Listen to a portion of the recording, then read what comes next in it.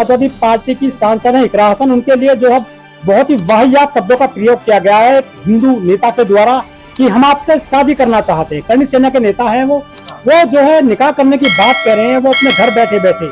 ये समाज में आखिर चल क्या रहा है? देखिए, दो चीज समझ लीजिए।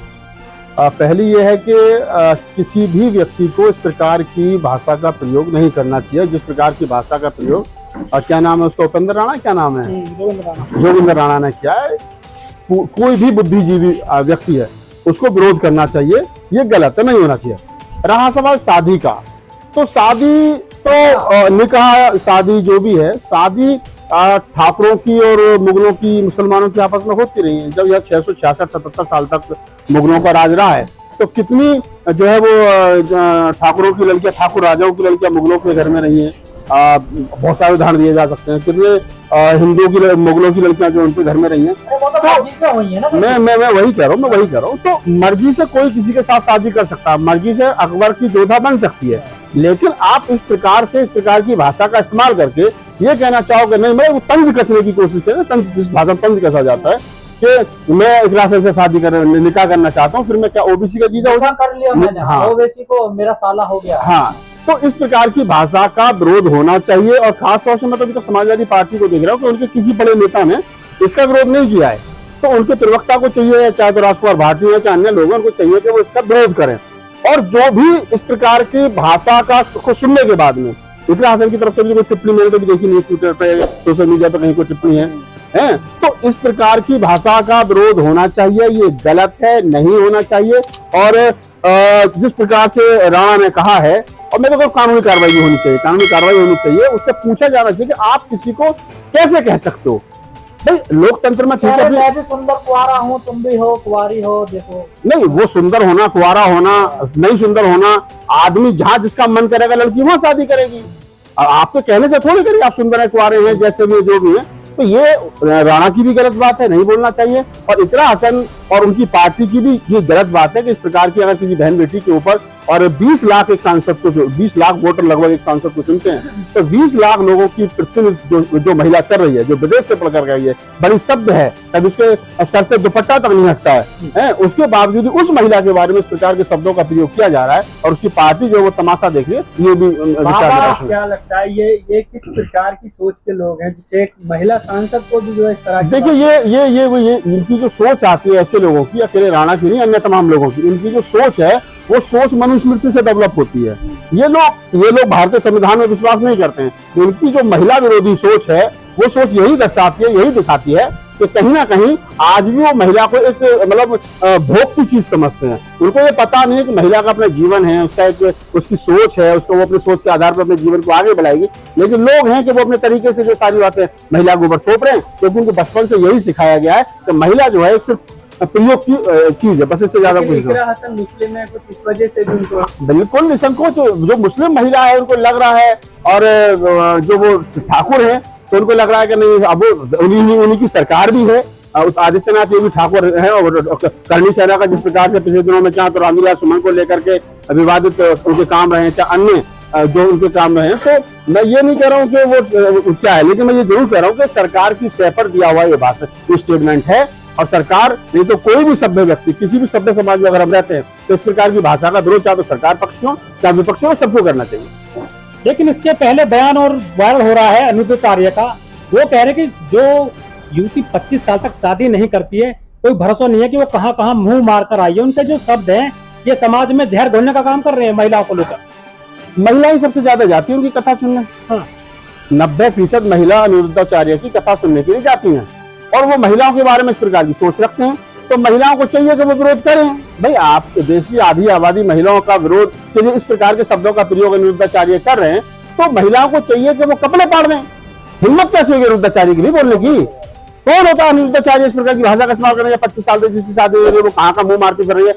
भाई 25 साल अगर आप बच्चे को पढ़ाओगे तो 17 साल में 12वीं होती है, 20 साल में ग्रेजुएशन होती है, 22-23 साल में क्या नाम है मास्टर होती है। उसके बाद में फिर आप पीएचडी कराओगे, एमफिल कराओगे, कुछ कराओगे, तो उसके बाद 2-4-5 साल लगेंगे। बच्चों को पढ़ते पढ़ते 27-28 साल की लड़कियां हो जाती है, तब कहीं जाकर वो कामयाब होती है। अनपढ़ गवार कुपड़ लोगों को, उनको पता ही नहीं है शिक्षा का महत्व क्या है। कथा बात करके ढोलक पर नाचने वाले ये लोग ये बताएंगे कि कौन सी 25 साल की लड़की होगी तो वो चरित्रहीन हो गई है। अरे चरित्रहीन होगी तो वो तुमसे पूछ के होगी। तुम होते कौन है किसी कैरेक्टर पे सवाल खड़ा करने वाले? कह रहे जवानी में आ जाती है। नहीं 25, अरे जवान तो आजकल भाई 13-14 साल की बेटी जवान हो जाती है। मैं भी बेटी वाला हूँ। 14 साल की, 15 साल की, 16 साल की बेटी जिसको मासिक धर्म हो रहा है, जिसको पीरियड हो रहा है, वो जवान है। लेकिन नहीं, वो उन्हीं के धर्म शास्त्रों से आ रहा है ना, वो उन्हीं के धर्म शास्त्रों से आ रहा है। जिस देश के अंदर धर्म के नाम पर 9-9, 10-10 साल की बच्चियों को देवदासी प्रथा के तहत मंदिरों में रख करके उनका शोषण अत्याचार किया गया हो, ऐसे साधु और महात्माओं से और क्या उम्मीद करोगे आप? आपके पहले गुरु धीरेन्द्र शास्त्री कह रहे हैं कि जिसकी मांग में सिंदूर नहीं है प्लॉट खाली है। हाँ, तो उनको लगता है कि मांग में सिंदूर नहीं है, प्लॉट खाली है। भाई किसी कोई महिला विधवा हो गई, वो नहीं लगा सकती सिंदूर हिंदू धर्म के अनुसार, तो क्या मतलब आप उसका मजाक बना रहे हो? उस विधवा महिला का मजाक बना रहे हो जो श्रृंगार नहीं करती है। और ये बाबा महिलाओं पर ध्यान रखते हैं, कौन सा प्लॉट खाली है, कौन सी 25 साल की है, यही काम है क्या बाबा? बाबा 80% बाबा बने ही इस चक्कर में, महिलाओं को ताड़ने के चक्कर में। इनका कोई धर्म से लेना देना नहीं है। ये जितने बाबा घूम रहे हैं ना, ये बाबाओं के जो ढाबे चल रहे हैं, ये बाबाओं के ढाबे सिर्फ इसलिए चल रहे हैं कि महिलाओं को ताड़ सके, महिलाओं से हंसी मजाक कर सके। कृष्ण के जीवन में 16,000 गोपिकां बताते हैं। मुझे तो पता नहीं कितनी थी, ये बताते हैं 16,000 गोपिकाएं कृष्ण की थी। अब कृष्ण और उन गोपिकाओं की कहानी सुना करके ये जो मनोरंजन का साधन इन्होंने बना रखा है कथाओं के नाम पर, और उनमें अश्लील बातों का, अश्लील शब्दों का प्रयोग कर रहे हैं ये लोग, तो इनको पता नहीं है कि क्या कर रहे हैं। ये समाज को, भारतीय संस्कृति है, हिंदुओं की सनातन संस्कृति यही है। देखिए सनातन संस्कृति तो ये नहीं है, धर्मो सनातन बुद्ध ने कहा है, तो बुद्ध सही माने में, पहले तो मैं इनसे बड़ा नाराज हूँ, तय कर ले तो ये सनातनी है या हिंदू है। सनातनी वो होता है जिसमें जो नेचर पर डिपेंड करता हो, जिसमें कोई बदलाव ना कर सके। ये क्या है कि सनातनी इनका मन कर जाए तो ये, अगर उनको 2 पैसे ठीक मिलेंगे तो ये भगवा उतार के हरा पहन के मजार पे बैठ जाए चंदा लेने के लिए। भाई सनातनी तो सही माने में इस देश के बुद्धिस्ट लोग हैं, ठीक है, ये सनातनी नहीं है। ये तो सनातन को बदनाम कर रहे हैं। तो इनका इलाज क्या है?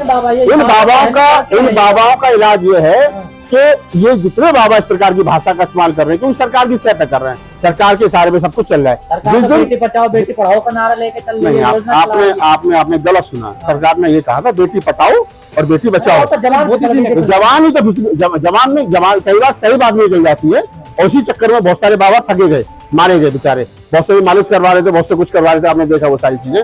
तो मैं आपसे ये कह रहा हूँ कि सरकार के इशारे पर ये सारा काम धंधा जो इनका चल रहा है, जिस दिन सरकार चेंज होगी और कोई संविधानवादी वैज्ञानिक सोच का व्यक्ति देश का प्रधानमंत्री बनेगा, सबसे पहले ये बाबा आसाराम की तरह जेल में जाएंगे, चाहे वो धीरेन्द्र शास्त्री हो, चाहे वो क्या नाम है अनिरुद्धाचार्य हो। ये जितने बाबा हैं, ये सारे के सारे बाबा जेल जाने का काम कर रहे हैं। और जो भी विपक्ष की पार्टियां हैं, जब भी वो सत्ता में आएंगी, वो पूरी फाइल तैयार कर रहे हैं। इनकी पता चलेगा कॉन्स्टिट्यूशन में किस समय कौन सी स्टेटमेंट दी थी। योगेंद्र राणा ये कह रहे हैं कि मेरी तरफ से इकरा हसन को छूटे मेरे घर आएगी तो नमाज भी पढ़ सकती है, नमाज पढ़ने की इजाजत देने वो। हाँ, तो भाई वो जो कह रहे हैं उनके यहाँ तो होता रहा है ना ये। भाई उनको क्या चाहिए?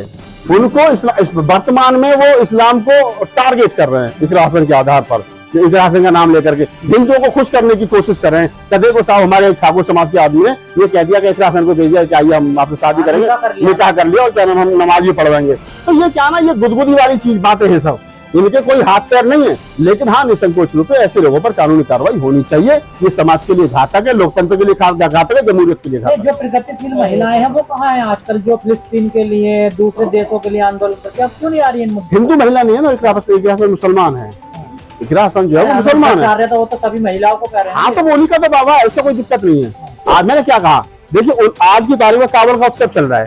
कावड़ वाले रोड में पूरा तांडव मचा रहे हैं। जिनको वो पीट रहे हैं वो पिटने वाले हिंदू, जिस महिला के बाल खींचे गए वो हिंदू, जिस स्कूल बस पर उन्होंने तोड़फोड़ की उस बस में बच्चे हिंदू, वो बस हिंदू की। हिंदू आस्था के नाम पर, कावड़ की आस्था के नाम पर हिंदू को पीट रहा है और सरकार पिटवा रही है, कोई कुछ नहीं बोल रहा है। अपने वाला कुछ भी कर ले कोई दिक्कत नहीं, मुसलमान अगर कुछ करेगा तो कानूनी कार्रवाई होगी, बुलडोजर चलेगा। लेकिन नागपाल जी, जब यादव कथावाचक को गलत बात बोल देते हैं कि धर्म छुपा लिया, जाति छुपा ली, तो उनके बाल कतर दिए जाते हैं और मुक्तन कर दिया जाता है, मुंडन कर दिया जाता है उनका। लेकिन ऐसे बाबाओं पे कोई उंगली नहीं उठा रहा है।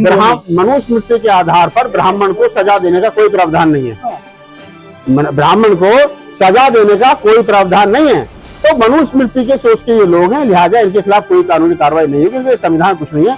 जब शंकराचार्य और तमाम वो लोग कहते हैं कि हमारा जो मनुस्मृति पवित्र ग्रंथ है, वो आज भी उसको पवित्र मानते हैं, जिसमें आधी आबादी महिलाओं को पढ़ने से रोका गया, उनको देवदासी प्रथा करने के लिए उनको स्तंभ तक नहीं ढकने दिया गया, वो उस धर्म ग्रंथ को आज भी पवित्र मानते हैं। चौथाई आबादी इस देश के जो दलित हैं, जो अछूत हैं, उनको शिक्षा से, पानी पीने से सबसे वंचित किया गया, तो उनके लिए वो पवित्र ग्रंथ है, उनके लिए संविधान पवित्र ग्रंथ नहीं है। तो ऐसे लोगों के बारे में क्या ही चर्चा करोगे।